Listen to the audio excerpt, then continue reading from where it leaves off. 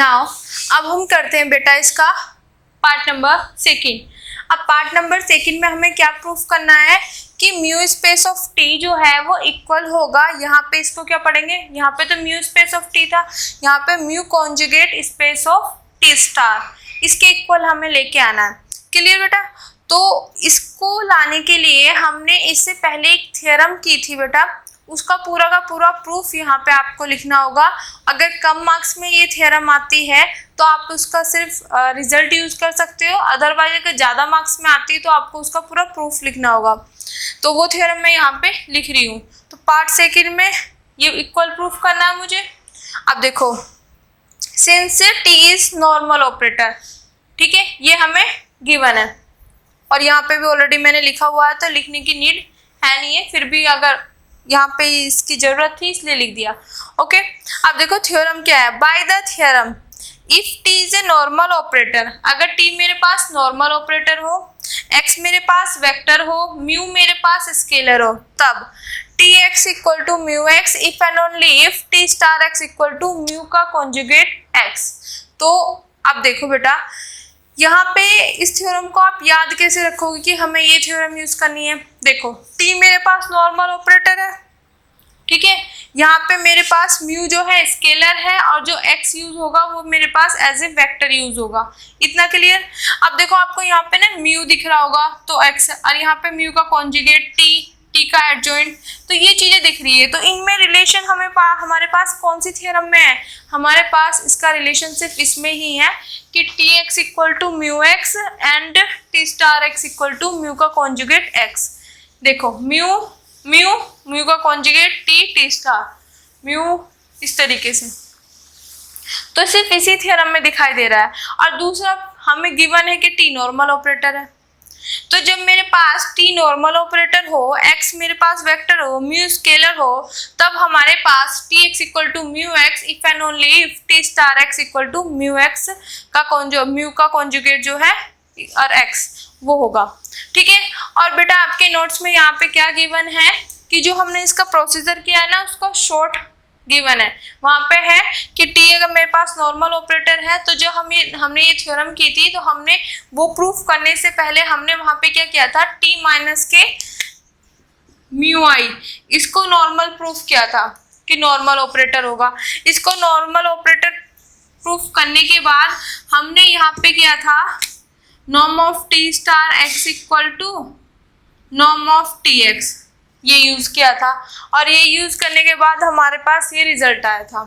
ठीक है, तो वो ही सारा प्रोसीजर आपके इस पार्ट में शॉर्ट में दिया हुआ है।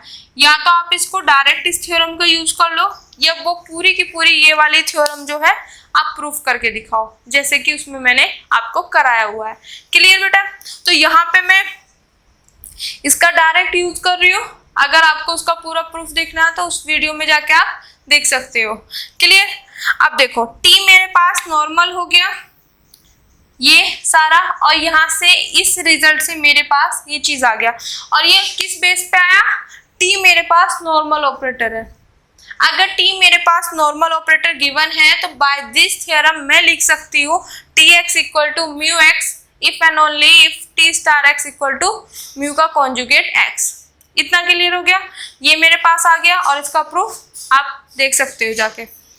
अब मेरा मेन टारगेट तो इनको इक्वल दिखाना है।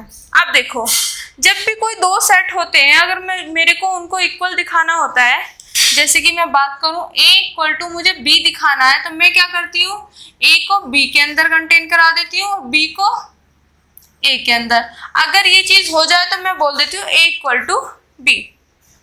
वही काम हमें यहाँ पे करना है।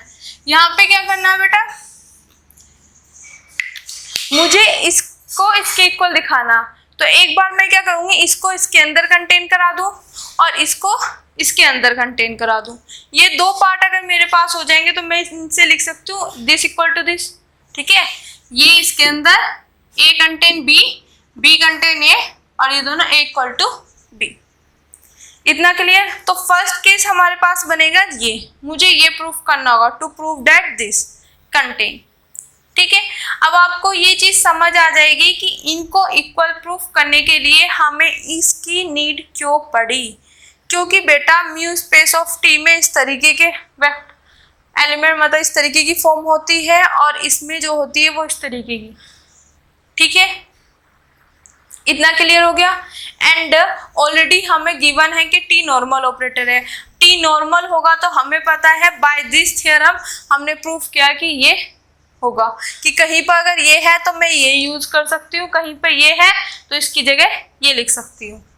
ओके, और मैंने ये थ्योरम कराते टाइम आपको ये चीजें बताई भी थी कि इसका इस तरीके से यूज हो सकता है। जहां ये है मुझे उसकी जरूरत है तो वो लिख दूंगी, वो है तो ये लिख दूंगी। ओके, ये मेरे पास मेन टारगेट अब यहाँ पे कि इसको उसके अंदर कंटेन कराना। अब जब कंटेनमेंट दिखाते हैं तो मैं इसका एक एलिमेंट लेके चलूं और दिखा दूं कि वो उसके अंदर चला गया, तो इसका मतलब इसके जितने भी मेंबर होंगे, जितने भी वेक्टर होंगे, वो सब के सब उसके अंदर चले जाएंगे। इतना क्लियर? तो मैंने यहाँ से एक वेक्टर ले लिया x belongs to mu space of t। अब देखो अगर ये vector mu space of t के अंदर गया है तो इसके अंदर किस तरीके के फॉर्म किए जाते हैं? tx equal to mu x, इसी टाइप के जाते हैं। तो म्यू t और जो यहाँ पे वेक्टर है इसके अंदर जा रहा है xx, इस तरीके से याद रखना है। ओके, इस फॉर्म वाले जाएंगे तो दिस इंप्लाइज टू दिस। अब बेटा मुझे ये चीज दिखाई देगी, मुझे ये चीज दिखाई दी, ये है तो मैं वो लिख सकती हूँ, तो वहां से उठा के ये लिख दिया। क्लियर? अब देखो x बिलोंग्स टू मैंने लिख दिया दिस। ये कैसे लिखा? क्योंकि इसमें जो वेक्टर जाएंगे वो किस तरीके से जाएंगे बेटा, देखना। इसमें यहाँ पे इक्वल टू में, यहाँ पे इस म्यू की जगह ये होगा और यहाँ पे ऑपरेटर होगा टी स्टार, और यहाँ पे अगर कोई भी वेक्टर इस तरीके की फॉर्म बना देता है तो वो वेक्टर इसके अंदर चला जाएगा। ठीक है, तो देखो इसने इसी तरीके की फॉर्म बना दी ना, है ना। देखो म्यू टी स्टार और यहाँ पे एक वेक्टर आ गया, तो T X equal to mu X, T Y equal to mu Y, या जो भी ऑपरेटर है, मतलब चीजें चेंज होती रहेगी, लॉजिक सेम है कि इस फॉर्म का होना चाहिए। यहाँ पे स्केलर होना चाहिए, यहाँ पे वो ऑपरेटर होना चाहिए और यहाँ पे वेक्टर होना चाहिए। जो भी वेक्टर इस तरीके की फॉर्म बनाएगा वो वेक्टर म्यू, ये वाला म्यू का conjugate space of T star के अंदर एंट्री कर गया। इतना क्लियर बेटा? तो मैं इसका लेके चली, इसके अंदर पहुंचा दिया, तो मतलब इसके सभी के सभी मेंबर, जो सभी के सभी वेक्टर होंगे, वो मेरे पास कहाँ चले जाएंगे? इसके अंदर। तो मतलब पूरा का पूरा कंटेन हो गया इसमें। इतना क्लियर? ठीक है बेटा? अब ये फर्स्ट केस हमारे पास प्रूफ हो गया। अब हम प्रूफ करेंगे दिस। ठीक है, ये प्रूफ करना है, तो इसके लिए भी मैं क्या करूंगी, इसका एक वेक्टर लेके चलूं, उसके अंदर पहुंचा दूं। जब एक चला जाएगा तो इसका मतलब इसके सभी के सभी वेक्टर उसके अंदर चले जाएंगे और वो कंटेन हो जाएगा। तो मैंने यहाँ पे कर लिया let x equal to this. अब अगर बेटा x इसके अंदर जा रहा है तो किस तरीके का होगा? स्केलर, ऑपरेटर, और जो इस वेक्टर इसके अंदर जा रहा है वेक्टर वेक्टर। इतना क्लियर बेटा? ठीक है, अब देखो ये फॉर्म बन गई बेटा, ये फॉर्म दिख रही है। इफ एंड ओनली इफ का केस है, ये है तो ये लिख सकती हूँ, मैंने लिख दिया। ठीक है, अब देखो म्यू है, टी है और यहाँ पे वेक्टर है, तो T X equal to mu X कहाँ जा रहा है? म्यू स्पेस ऑफ टी में। तो एक्स बिलोंग कर गया दिस, क्योंकि इस तरीके की जो भी फॉर्म बनती है वो उसमें चला जाता है। बेटा ये चीज जरूर ध्यान रखना, ये तो आपके मतलब बिल्कुल माइंड में सेट हो गया होगा। तो प्रॉब्लम हो रही होगी यहाँ पे, प्रॉब्लम नहीं करनी, हमें सिर्फ ये देखना है कि इस तरीके का कुछ रिलेशन हो। तो ये म्यू यहाँ पे, टी ऑपरेटर यहाँ पे, अगर ऐसा आ जाता है तो सिर्फ हमें स्केलर और ऑपरेटर से जज करना है कि मेरे पास ये यहाँ पे हो, जो भी यहाँ पे स्केलर हो, ऑपरेटर यहाँ पे हो जो भी हो, और यहाँ पे जो भी वेक्टर आएगा वो इसके अंदर चला जाएगा। अगर ये नहीं है तो इसके अंदर चला जाएगा। इस तरीके से होता है।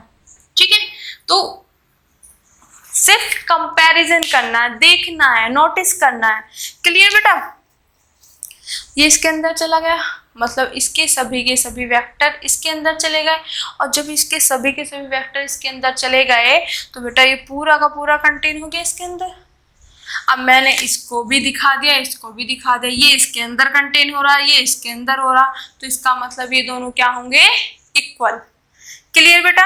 अब आपको ये चीज समझ आ गया होगा कि जब हमें इन्हें इक्वल दिखाना होगा तो इनकी जरूरत क्यों पड़ी, क्योंकि बेटा जब इसको इसके अंदर कंटेन कराएंगे, उसको उसके अंदर, तो इसके एलिमेंट इसके अंदर ले जाने होंगे ना। तो इसके अंदर इस तरीके के होते हैं फॉर्म, इसके अंदर इस तरीके की फॉर्म होती है, तो हमें तो दोनों की जरूरत पड़ेगी ना। तो इसलिए इस थ्योरम का यहाँ पे यूज किया गया। और ये चीज हमेशा याद रखना, टी नॉर्मल ऑपरेटर है और यहाँ पे एक्स वेक्टर है, म्यू स्केलर है, तो T X equal to mu X if and only if T star X equal to mu का कॉन्जुगेट एक्स। ये थ्योरम है।